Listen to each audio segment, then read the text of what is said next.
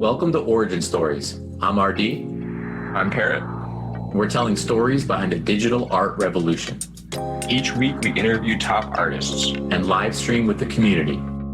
Let's go. Today is tomorrow's origin story. Griff, welcome to Origin Stories. Hey, good to be here, Roger. Thanks for having me. It's great to have you, and especially something we're going to get to later. But this amazing moment that you just had with a brilliant artwork. But let's cliffhang the listener with that little tidbit. But I just think it's so relevant, and I'm excited to talk about it later. But for now, as it goes, we must start with a very important question. Griff, what is your origin story? Okay, my origin story is my name is Matt Griffin. I'm from the east side of Ireland, a county called Meath, and a very small town called Kells. And it is, like much of Ireland, a very historic town. You've probably heard of the Book of Kells.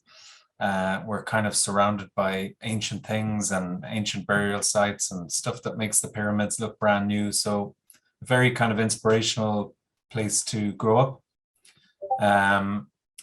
I had a very happy childhood there. And then as I grew older, I was extremely passionate about art. That's all I wanted to do was draw. Reading books, especially anything that was fantasy or sci-fi, because I absolutely loved escapism.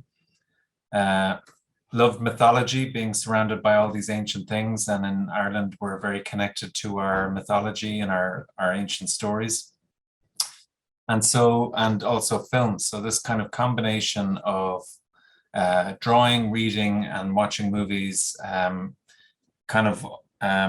just made me love escaping to other worlds and imagining other places. Reality is the thing I kind of tend to have a bit of a problem with. I'm not very, not very good at that. So I was very much into art. I guess the only issue was I was also a bit of a messer. And so I was not a very academic person or a very good student. I was the boy who was sent out of the class and sent to the principal's office all the time. I guess being decent at art probably saved me from, being kicked out of school or something. And everybody kind of assumed that when I left school, I'd go into some form of art career. Such was the obsession I had with it. But I was such a rebel that I even rebelled against myself and said, no, I'm not going to art college. Just to try and be rebellious, which is so completely ridiculous in hindsight, but that's just the type of person I was. So I went off and the first thing I studied was philosophy and psychology, which I thought I'd love, and I loved some of it, but not all of it, so I quit. I ended up traveling, going away to Thailand and Australia, where I worked on building sites as a brickies laborer, as well as numerous other kind of crazy jobs down there. And when I came back, no, sorry, I've skipped a very important bit. I did go to art college. So I left the philosophy bit. I decided not to rebel against myself any longer, and I went and got into a fine art course in a college called Dunleary in Dublin, which would be a very good art school. But it was fine art, and I, again, was not very studious, far too much of a party animal. It didn't go well. I failed first year, but they told me that you are going to be the first person in the history of the college to be automatically given a place to repeat the year. So normally you'd have to reapply with a new portfolio. Whereas they said, we're making an exception for you. We think you can do it, but you got to tone down the partying and the messing and actually try and focus. And I said, no, thanks. And I went to Australia and worked on the building sites instead. Then when I got back, I pretty much straight away moved to London. I had a brother over there and I was working in bars. and he was working with Sky Sports, which is a big broadcaster. I don't know, do you have Sky television over there in the US? But it's kind of the major satellite broadcaster in these parts. And he gave me a week's worth of work encoding football matches. So this was early days of video on the internet. YouTube hadn't been invented yet. This was in about 2002, I'd say. You're really giving me some nostalgia here with the pre-YouTube era. Yeah, this is pre-YouTube, pre-Facebook, pre the whole thing. This was, I think, probably MySpace era or something like that. So what they were doing was they were putting the entire archive of Premiership football, that's soccer, Man United, Arsenal, all these teams, digitizing it for use on the web. And a week's worth of work turned into 5 years, where I ended up staying with Sky Sports. And it was great. I mean, I love watching sports. So the bulk of my job was spent every day watching soccer. Also, because our equipment was so expensive, we had a tiny locked room for an office with a code on the door. And we had about 5 TVs, full cable, satellite, the full Sky package on all 5 of them, but also a code on the door. So when our boss came to check on us to see if we were working, you'd hear him punch the keys into the door. So we had that 5 or 10 seconds to stop whatever we were doing and sit down and look busy. We got really good at keepy uppies, which is, you know, when you flick up the ball and do tricks. That's all we did all day, was play keepy uppies, watch movies and football, and it was bliss, really. But it wasn't a creative job, and my creative nerves were really itching at me at that stage. And I thought maybe I'd want to be a graphic designer. So I started designing graphics for all the football teams' websites we were doing, and it wasn't part of my job description, but I was doing it anyway. And then I kind of discovered that, of course, being a major broadcaster, Sky had a huge creative department. And I started kind of moonlighting, sneaking over there when I should have been at my own desk working, and made some friends in the creative department. And they would set me projects and tasks like, okay, create a new identity for this channel and storyboard up some idents and design some logos, and come back to us when you've done it. And I spent months doing that, kind of skiving off and spending time in the creative department. And this was all I wanted. I just thought this would be a dream. And eventually they offered me a job there, and they said, we think it's really amazing as well that you're willing to take such a huge pay cut to do this. I said, I'm not sure I understand. And they were like, well, this is practically an internship. So, you know, it was, I don't know what it was, 15,000 a year or something. Something that I couldn't live on anyway. At this point, I was living on a boat in a scrapyard. So my rent was nothing. The electricity was stolen off the grid, so the electricity didn't cost me anything. It was basically a floating shed on the water. No mod cons or no creature comforts or anything, but I absolutely loved it. And where does the scrapyard come in?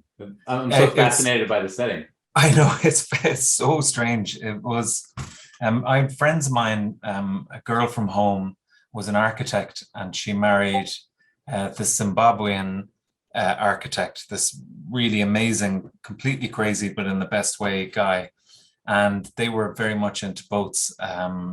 And so they had this boat, a Dutch barge, and it was moored in a place called Brentford in London, which is southwest London. And essentially, like, there was all these abandoned warehouses and ruins and scrap. And then you'd go in through a gate in through all these abandoned ruins. And then there was this, it was like, there's the River Thames, there's a little canal or something off the Thames. This was off the canal, off the river. and just surrounded by these ruins. But it was really a magical, amazing place. Great people that lived in this little boatyard. I mean, when people came to see it, they were horrified. You know, when my parents saw it, they absolutely couldn't believe I was living like this. I mean, to them it was practically, and to most people it was practically like, you know, homelessness or something. But I just loved it. It was so full of character, and it was very inspiring place. So it was like rough, you know, you didn't have hot showers or anything like that. I spent winters, my water tap froze, so I spent a whole winter. If the tap outside wasn't frozen, I'd fill a 2-liter bottle of Coke, old Coke bottle full of this water, and just pour it on myself. That was my shower for a couple of years. Anyway, now sorry, I'm sidetracking here. So anyway, needless to say, I couldn't take the job with the Sky Creative Department. I just couldn't afford it. Even though I was living in a boat, I was like, I have to eat. So I'm not living with my parents. I can't do an internship. So I'm sorry, but I have to decline. And at the time, my boss from sports, who myself and him had not gotten on at all, as you can imagine, because I was skiving off to the creative department all the time. But he had left and was now working with another broadcaster running their music and entertainment online stuff. And he knew I was very much into music. So music would be another huge passion of mine. And listening to it and playing to it, as you can see here, I've got so I play a bit too. And he hired me for this new gig for the new broadcaster, despite the fact that we weren't on best of terms. And it always amazes me why he did it or how he did it. We ended up becoming great friends and got on famously then from that moment. So I spent 2 or 3 years working with Channel 4 Music. So it was reviewing gigs, reviewing albums, interviewing lots of pop stars and rock stars. When you see footage of award ceremonies and the red carpets, and there's a bunch of journalists in there fighting to talk to, I was in the crowd of journalists fighting to talk to people. It was amazing and loads of fun, but again, it was not creative enough. And he had me designing some t-shirts and doing as much graphic work as he could. But I just wanted to be an illustrator. It's all I wanted. So I started, I kind of thought in order to be a professional illustrator, you either have to do storyboards for advertisers or political cartoons for newspapers or something like that. I just was clueless. I had no idea that in all of these various industries, there was all kinds of applications of commercial art. So I started contacting ad agencies back home in Ireland. I was homesick as well, so I kind of wanted to move home. I'd been there 7, 8 years. And they all said, absolutely move home. We'll have loads of work for you to do. Go for it. So I quit my job at Channel 4 Music and I packed up all the stuff from my boat, and my dad drove over and helped me move. And that was his first time seeing it. And he was horrified, but we were moving, so he was okay. And moved back home, and it was 2008. So the world economic crash happened and there was no work whatsoever. And so I was kind of in a bit of a precarious position because I had quit and moved back to be this freelance illustrator, and all of a sudden there were no jobs. But rather than kind of do something else, I was very determined, and I just said to myself, I'm here to do this, and come what may, I'm going to succeed at it. So very quickly on, met a girl and we started going out with each other. And then very, very quickly on, we were engaged. And then not long after that, we had our first daughter, and then we got married, and then we had another daughter, and now we have 3 kids and we're married. But throughout the whole early years of us being together was me trying to be a freelance illustrator. And it's a very tough industry to break into. It kind of rewards staying power and persistence. You have to be really unbelievably dedicated to getting better, as well as networking yourself. And just slowly but surely, at the start, I'd be lucky to get a job every 6 months. And when I got it, it would pay pittance. I signed on for the dole to help us out. I worked on a couple of different jobs kind of on the side, but my main focus was the illustration. Slowly but surely, one job led to another, one door opened another. You did a good job, you met your deadline, you were nice to deal with, and that client might come back to you. And then instead of every 6 months, it was every 3 months, 2 months. And then before you know it, I had an agent in New York who I'm still with, kind of specialized into publishing and films. So a lot of book covers, some book interiors, and movies. It's mostly key art. So I do posters, DVD covers, that kind of thing. And then luckily just got to a point where just consistently busy and constant work coming in. Also at the same time, because of the work in movies, got into this scene, which is not unlike NFTs, which is licensed collectible prints. So there's a whole huge scene. It's very similar in that there's an amazing collector base of very fervent and supportive collectors and fans, an amazing artist community of super talented artists, and a bunch of really amazing galleries who obtain the licenses and hire you as an artist to make the print. And I'm still involved in that, so I still make licensed movie posters, commercial work, and that, I think, is it. That's the journey. So I don't think I took a breath. No. So I would love to, give us 1 to 3 examples, just the stuff that comes top of mind. Maybe some milestones along that journey, because that's a broad, that's a very progressive journey. It sounds like with time, like you said, the doors opened, more opportunities, found your way into different sectors. Pull out 1 to 3 milestones that may apply to your current journey within NFTs. So like professional milestones that kind of helped the career move along. I got a job. I was living with a friend of my brother's who became my friend, and he was an actor, but he supplemented that by working as a waiter in a really nice restaurant in Dublin called Pichet. And he showed the owner of Pichet my work. And the owner asked me to design a t-shirt, which I did. And he loved it so much, he said, we're removing all the artwork in this restaurant and we want to replace it all with your art. So it was a very specific kind of style, because they wanted something a little bit cheeky in a kind of a French way. So I did this kind of mid-century cartoon inspired style.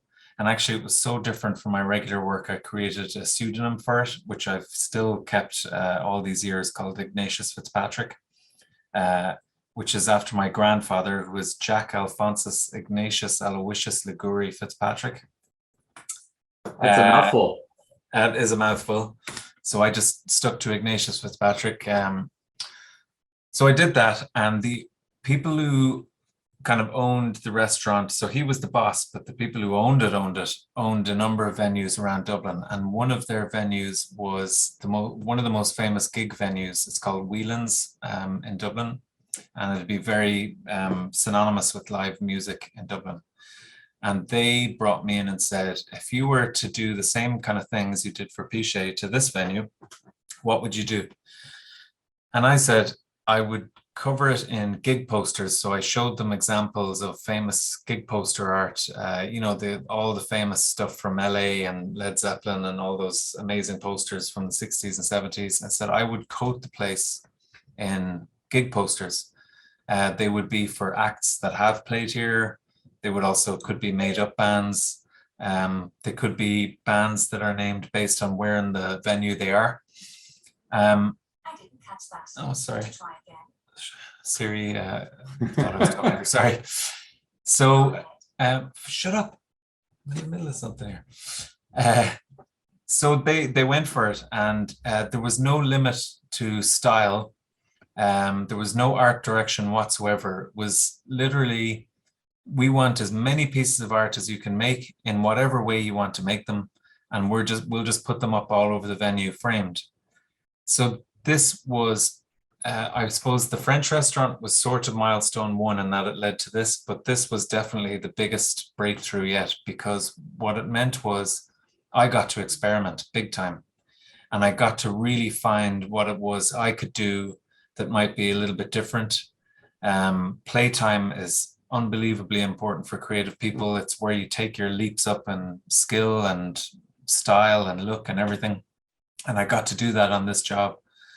And I got to play with type, which led to all my work in publishing and book covers and DVD covers. And I sort of, on the back of that, found a kind of my voice and a look that I could associate with myself and my brand, I suppose. And one of the images, which was called, the band was called The Bogs, because it was hung outside the toilets. And in Ireland, the slang word for toilets is the bogs. I'm going to the bog. So there was all these different kind of tricks to the posters. But that won my first award. So it was a Society of Illustrators in New York. It was included in their show and stuff. And it was my first illustration kind of accolade that I had gotten. And then from that moment, all these doors started opening based on really that one image and that project, because I was able to show I can do type.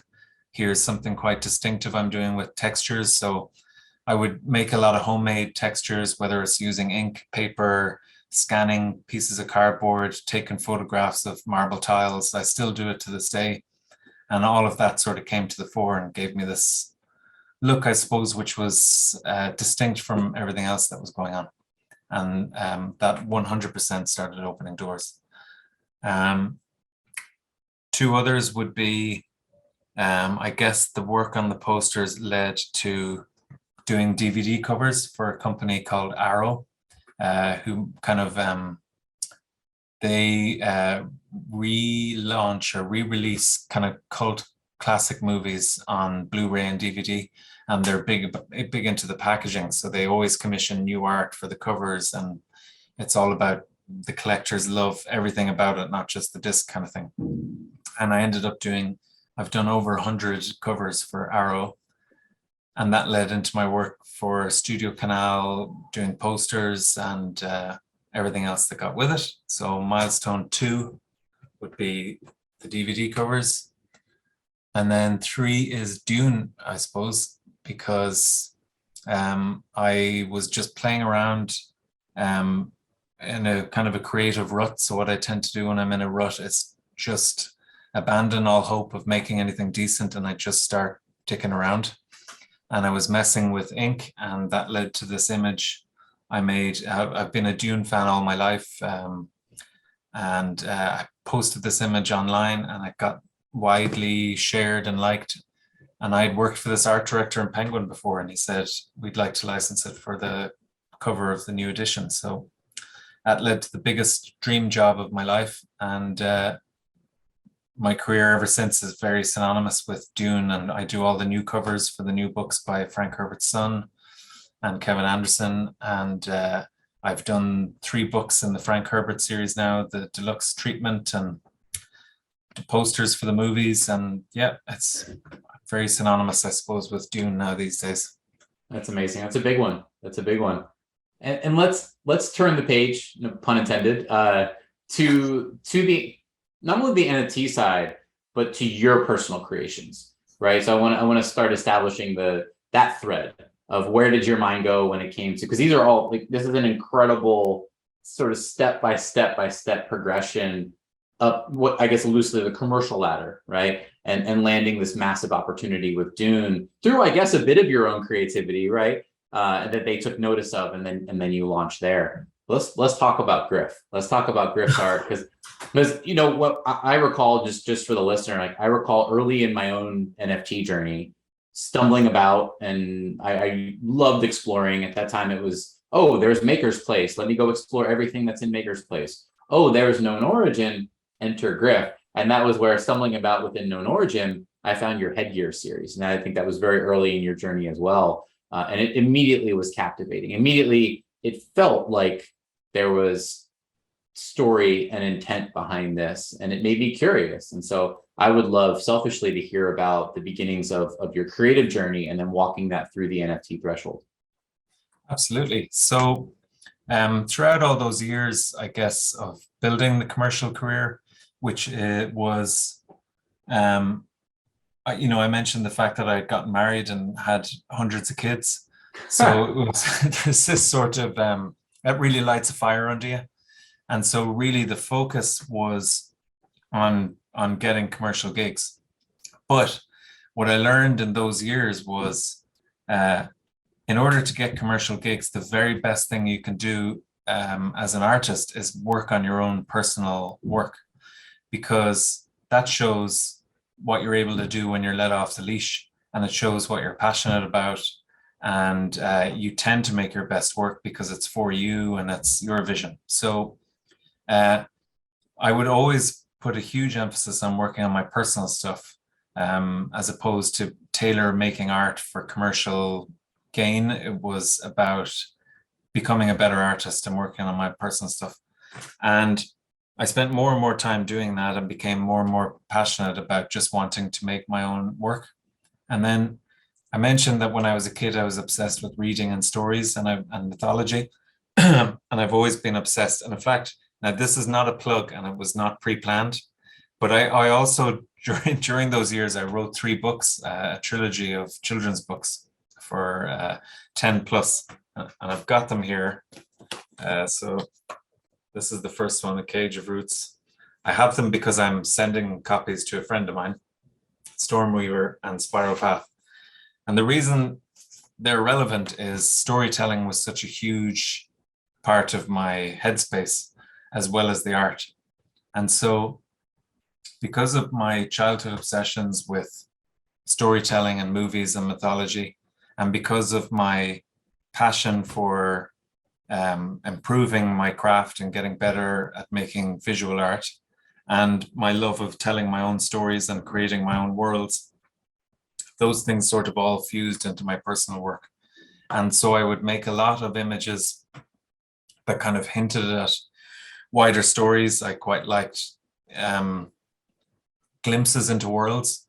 So headgear is that, where they're kind of snapshots of something, on one hand, very alien, but on the other, just futuristic, not alien at all, but you're wondering what's the story behind them. Are they explorers? Are they aliens? Are they this kind of thing? And after the 3rd book came out, I knew I wanted to create more stories, but I didn't want to write more children's books. I kind of figured I've done that now. And also I didn't want to just write. I wanted to work in multimedia because I love creating on different mediums. And so I came up with a concept for a story universe that lent itself to kind of cross multimedia stuff. So the idea was you could read a graphic novel of one character, read a novel of another story, and then by reading both, you see how they interlink and tie in with each other. Then you might go and watch a short movie or an animated series or even play a game. But the more you explore those stories and the more into them you get, the more connections you see that, oh, right, okay, they're all joined and connected. And so in all the year, that was 2017, I came up with that. And in all those years I've spent working on it and developing it, this gigantic story universe. And I plotted out, the books kind of taught me how to plot out a story and how to do narrative and beginning, middle, and end, and character arcs, and all the kind of technical stuff that goes behind storytelling. And so I just spent all the years plotting it out. And then while I was doing that, I just happened to be making art from that world. So while I was thinking about it and developing it and working on the story, I came up with this character, the Endling, which would be a very central part of it. And because I was dreaming up her world, I couldn't help but draw images of her. So I ended up with a whole pile of images of this character, the Endling.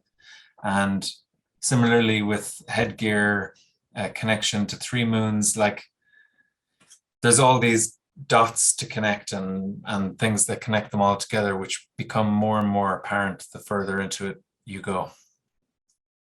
So how do you then, because I love that concept. As a kid, I was fascinated with choose your own adventure novels and things that would evolve and ultimately connect dots and, you know, send you deeper down the rabbit hole willingly. But that journey deeper down the rabbit hole would end up being rewarding because it would reveal that new connective tissue. So talk a little bit about, okay, so you have that concept in 2017. You're growing that concept and building certain characters, and you have the Endling. And where does that 3-letter magic acronym NFT come on your radar? And then how do you decide to take all of what you've been working on and send it into NFTs? Yeah, so the concept of this multimedia story universe, you know, I had visions of hosting exhibitions where you'd walk into this immersive art experience, but also watch a short film and also pick up a small novella and be able to read a story. So the whole thing was complete multimedia storytelling, but also multiple entry points to the one story universe. That was the other thing. So the Endling is one way in, Leonard is another way in, Headgear is one way in. All these ways are gateways into this big story universe. And it was just a pipe dream. Like there was no possible way I could put that together really in reality, you know, unless I quit everything else and devoted my life to trying to achieve it, looking for backing or funding from the government or who knows what. So it was on the back burner. And then actually the NFT connection goes back.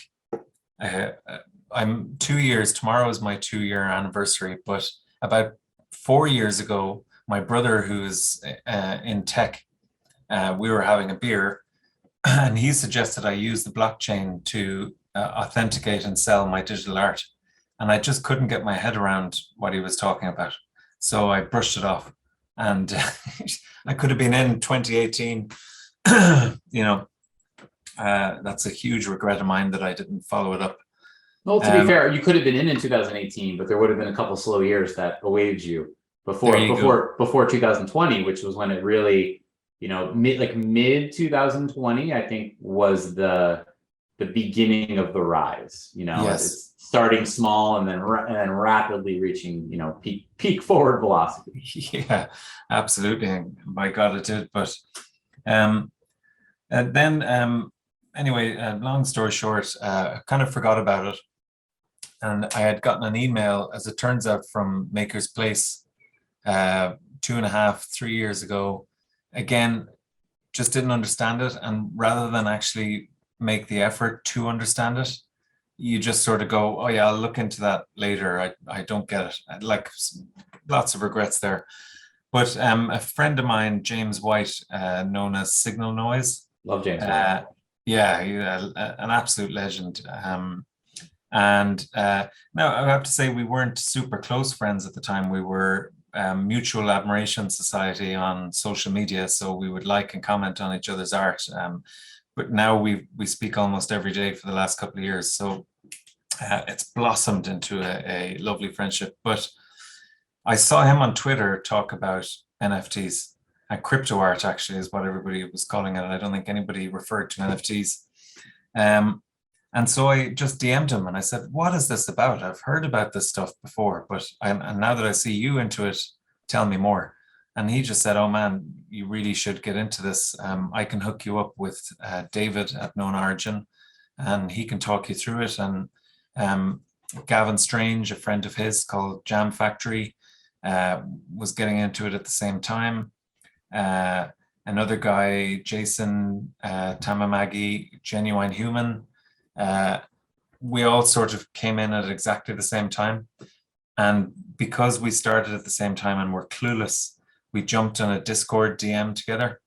And we've been in that DM for 2 years, every single day. That's a good DM. Yeah, Chris Skinner. Chris Skinner. I love Chris Skinner.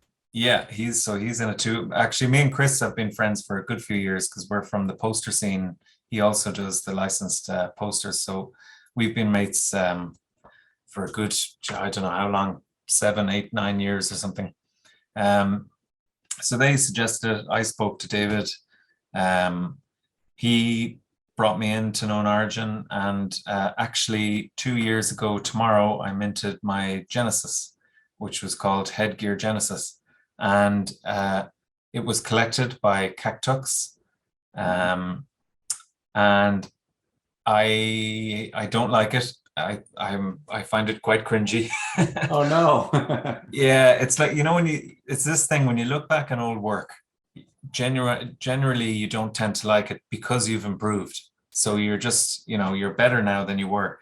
And I made that in 3D, which I was just learning at the time. And I don't know, I just look back on it and I just think it's a little bit cringy, but it's also my first NFT in my Genesis. And Cactux at the time was unbelievable. He in one day collected a whole bunch of stuff, including that. It was one of the most mind-blowing days ever because things were slow and it wasn't quite happening. And then just in one day, one benefactor comes in and just it explodes. Things turn fast multiple ways in this space. It's very unique in that regard. Yeah, but sorry, what I meant to say there was as soon as I discovered NFTs, like a supernova went off in my brain because I thought, this is how I can do it. This is how I can tell my multimedia story. You can fund it and fund the telling of it because you need to eat. And so instead of doing client work, I can sell pieces of art from the story in order to fund the work on it. But also the fact that it can be a short film, it can be an animation, it can be an EPUB doc, it can be a 3D GLB. This is completely new ground for storytelling. And that was the most exciting part for me, was that I have this vehicle now to tell the story, to try and find new ways to tell stories. And like, that's why I'm in for life. There's no leaving, no matter what markets do. I'm never leaving this place. I love it too much. It's just perfect. That. I mean, that's incredible, right? And it's incredible when you can have that level of conviction because of how you've interpreted your own path, your dream, what you wanted to create, and then seeing that direct match to what this space can provide. And then just being able to say what you just said it's a pretty incredible thing. It's an incredible thing to say, but also to hear on the other end. And it just makes me more curious as to how you'll continue to walk that story forward. So maybe I could poke at a few of the characters in your story. I would love to progress to the Endling. I know you mentioned the Endling earlier. I'd love to hear a bit more about her. And another intersection point with us is I started to get fascinated with the Endling through your async piece, aka the Endling. So yeah, just talk through the Endling, and I'm interested. Yeah, so as mentioned, what we have are multiple entry points to one story universe. And there's an awful lot that I could kind of talk about the story universe, but it would kind of give it away. So some of the cards I keep close to my chest. Now, I don't think it's that hard for people to work out. And actually, there are clues out there all over the place that someone could figure out what's actually going on in the background. But if no one figures it out, I'm just going to keep going, and eventually it will dawn on people what's kind of happening. Because it all has one foot in reality. The kind of the magic of my story universe is based on actual physics theories. A lot of it, nearly all of it, is has one firm foot in reality. So it's not out and out fantasy. And so Endling is a character. Her name is Koa, but she's known on the Endling. And when we first meet her, she's on the run, and she's being hunted by these famous celebrity warriors called the Ukami. And what you will have learned, and it's stuff that I've put in all of the NFTs I've minted of the Endling, and they're kind of a backstory, is that she's a former darling. So the world she lives in is kind of, society is based on medieval Japanese feudalism. So you have shogunate, and you have war barons, and they all drive motorcycles, and the motorcycles happen to be sentient, so they have personalities and everything. They all wear these helmets because the air is slightly toxic. And it's very much a consumerist society too. So you have mega corporations like Three Moons, you have advertising and brands like Acid Cola and Brighthorn Spears, you have TV channels, you have things like headgear. There's a connection that if you look on the headgear cards, they're issued by Three Moons Ultra Corp. So that's a corporation in Endling's world. So in Endling's world, they might wear some of this as high fashion or something like that.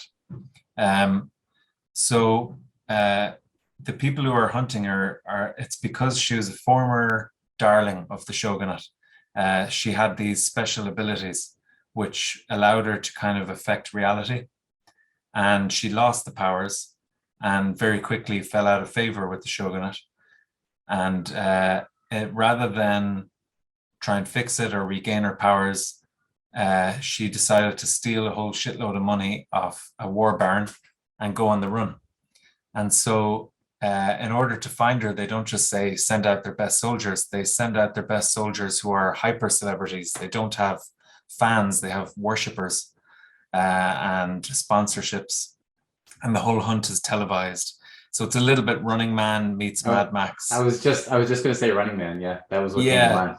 Like I can draw parallels or comparisons of all the different entry points with pop culture, because I'm obsessed with pop culture. It's another reason why a lot of my work looks the way it does, like old graphic novels, because that's kind of modern mythology, and it's all filtered through this nostalgia, these new methods of delivering stories. So instead of being written on papyrus with a quill, it's delivered in graphic novel form. But you know, they're both equally valid forms of telling a mythological story.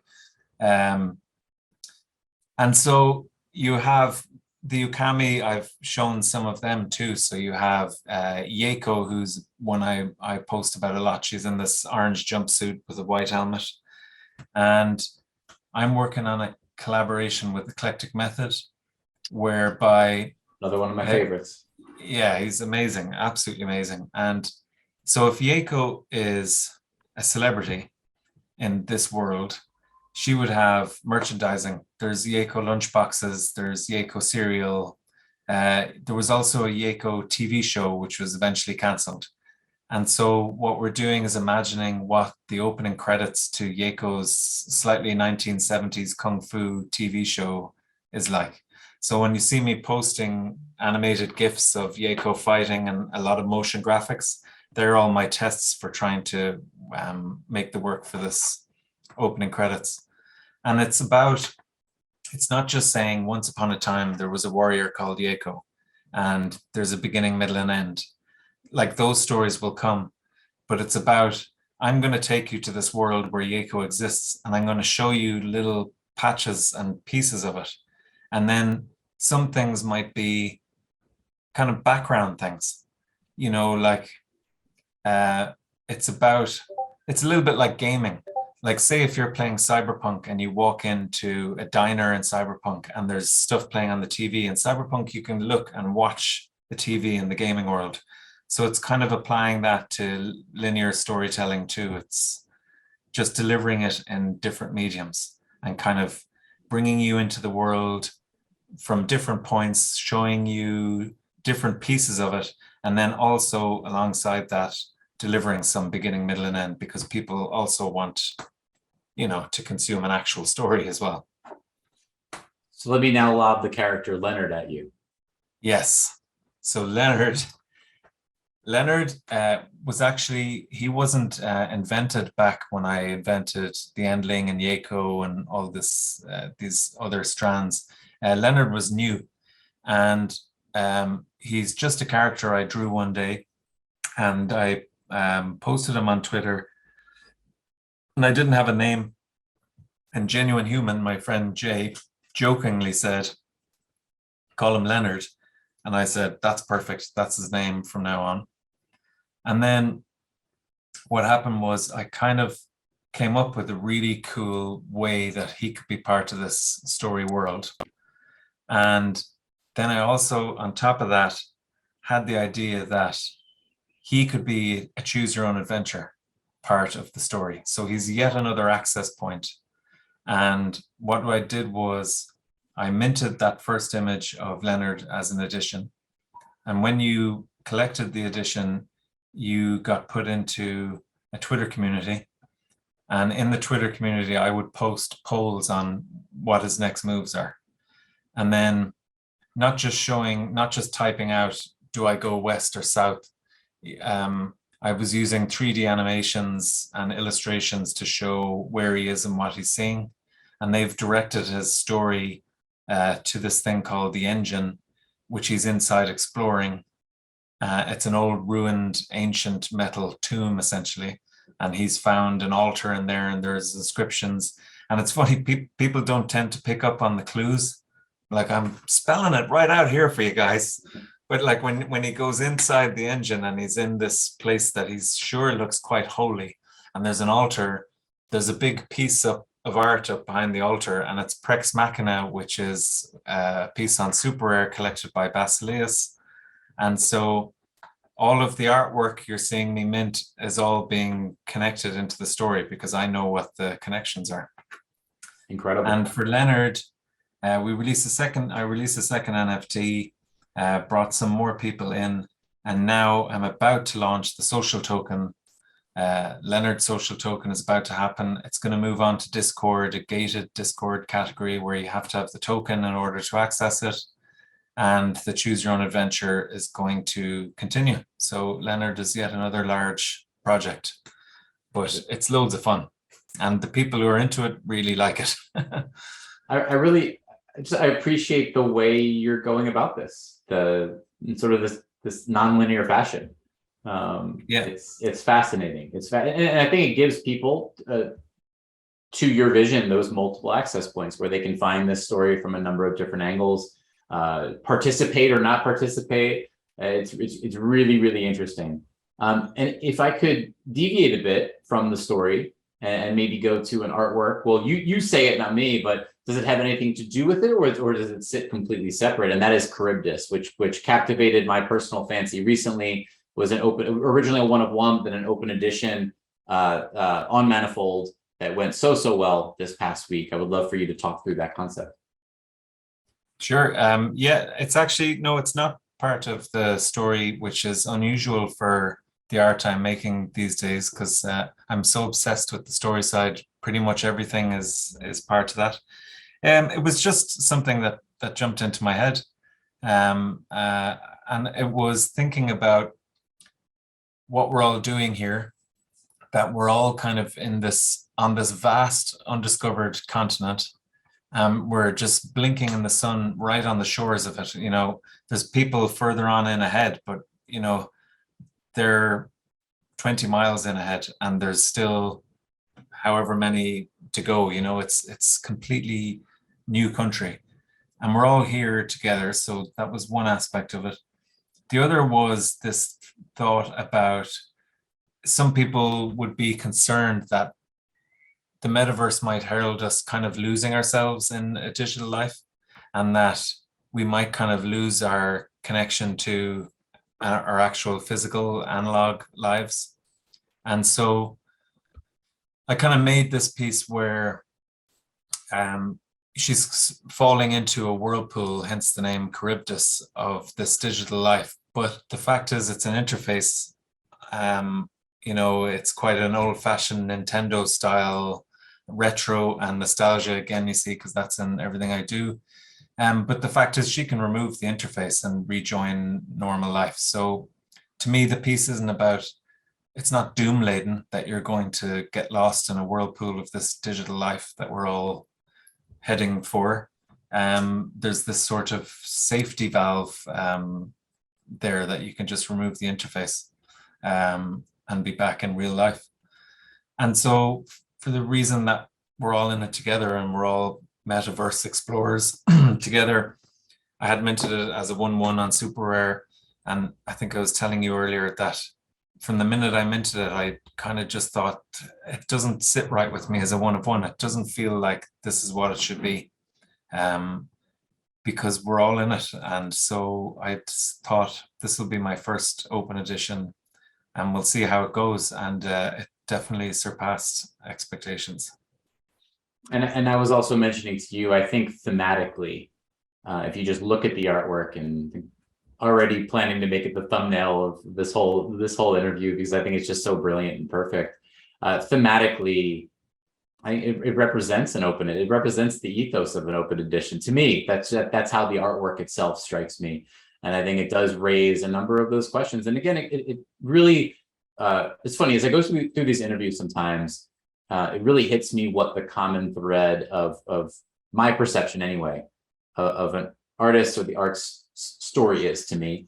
And for me, there is such rich depth behind your art that I want to know more. And I mentioned that about headgear, but now your most recent, right, Charybdis, that's why it captivated me. And strangely, the fact that it was tied to an open edition unlocked it further, where I started to ask just those kinds of questions that I'm sure some of them you intend and some of them you may even not. But I just find that, yeah, your work is very, very rich in that sense.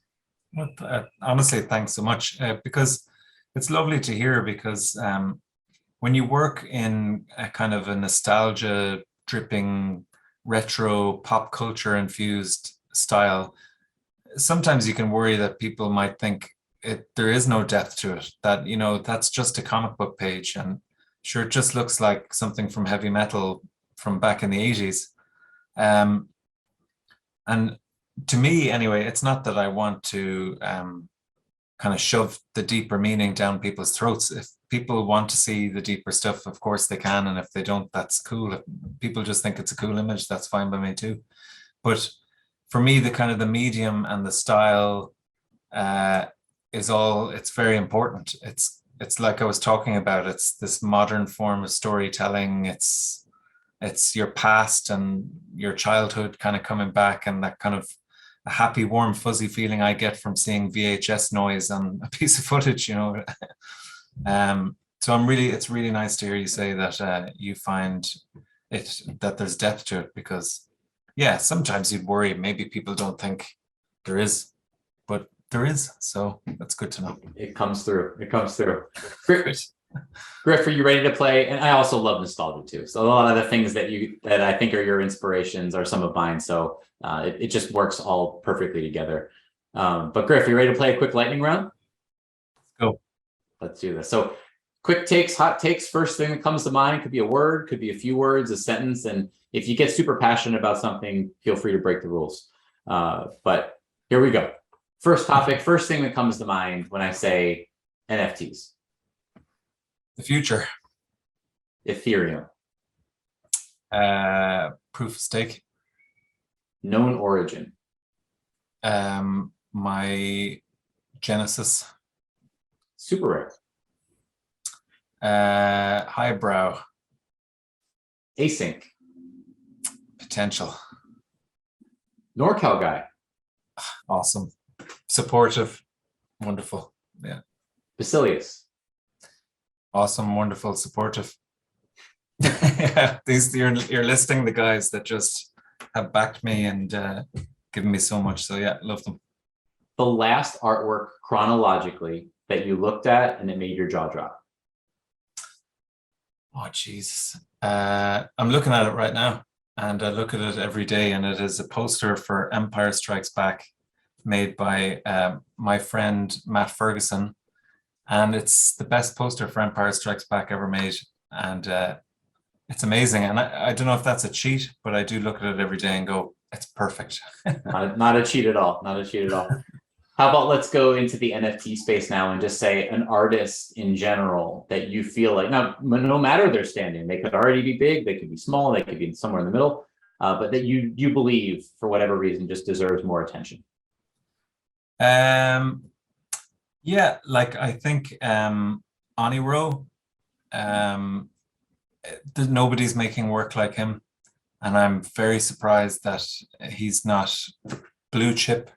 I think we got in at about the same time, and I think his work is totally singular and stands out among everything else, and is also beautiful and full of meaning. Negative Vibrations is another one I would say watch out for big time, because he's amazing at animating 3D, 2D. He's really one to watch out for. A lot of top 3D guys use stuff he makes, use his assets and things like that. So definitely Victor Duarte. I don't know how to pronounce his second name, so if he hears this, he'll probably give out to me. But look, there's a whole bunch. In 2 years, I've made such an unbelievable stack of friends out of these artists who just inspire you all the time. And I never tweet lists ever, because I'm always so nervous about leaving someone off. So likewise with this question, I'm a bit nervous about leaving folks off. But Oniro, Negative Vibrations, and Victor, check out those guys. Perfect. Let's go chronologically now. First thing that comes to mind when I say 2020. NFTs, Genesis. 2021. Good fun. 22. Up and down. Psychologically damaging. But also inspiring and great. And let's take the crystal ball out now. 2023. I'm very, very excited for 2023 and all the years after it. I think things will calm down. The world will get better. Markets will readjust. It's, I'm not saying it's going to go to the moon or 10K by January. It's just things will level out and then look up, and we'll kind of get through this little bit of a rough patch globally, and in terms of NFT markets. And I don't think it's going to be another huge bull. I don't know if we want that, the hype, the bubbles, because bubbles just pop. What we want is nice, natural, sustainable growth, steady growth.